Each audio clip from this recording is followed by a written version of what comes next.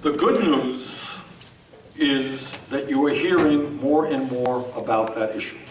The good news is you're hearing about Ferguson, you're hearing about Baltimore, you're hearing about New York City, you're hearing about elsewhere.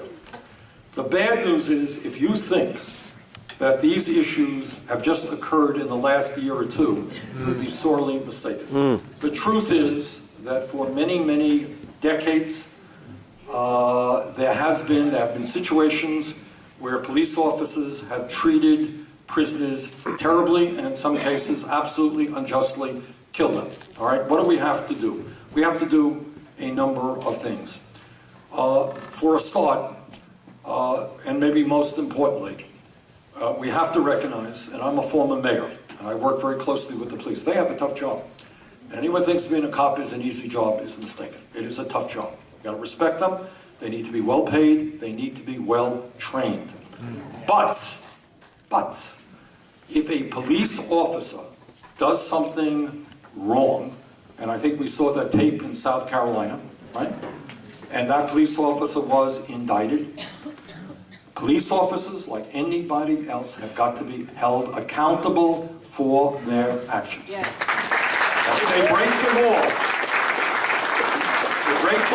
they have got to be held accountable. The second issue, I am very concerned when you see the TV in Ferguson and elsewhere, where these police departments look like they are part of an army, an invading army, with all types of very heavy-duty military equipment. When I was mayor of Burlington, we worked hard to do what we call community policing. And what community policing is about is it has, in a sense, it makes police officers part of the community so that they know the names of the people in the community, so that people trust them.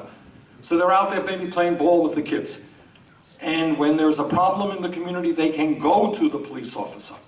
And that's what I would like to see all over this country. So we need efforts to integrate, in a sense, police officers into our community to end this business about police officers being seen as oppressors. We need to help hold police officers accountable when they do illegal behavior, absolutely. And the other thing that we need to do, by the way, which is not talked about, is when you look at a town like Ferguson and everyone focused on police brutality, do you know what African-American youth unemployment in that town is?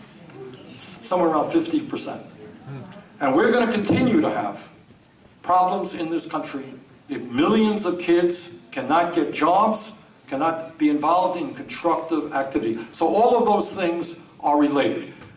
But at the end of the day, we are spending tens and tens of billions of dollars. We have more people in jail than any other country.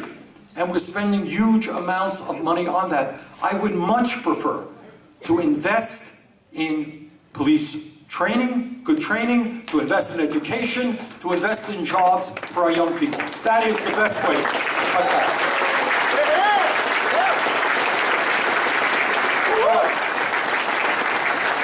Listen, this is a great turnout, and you've asked great questions. And let me just conclude by saying what I said in the beginning.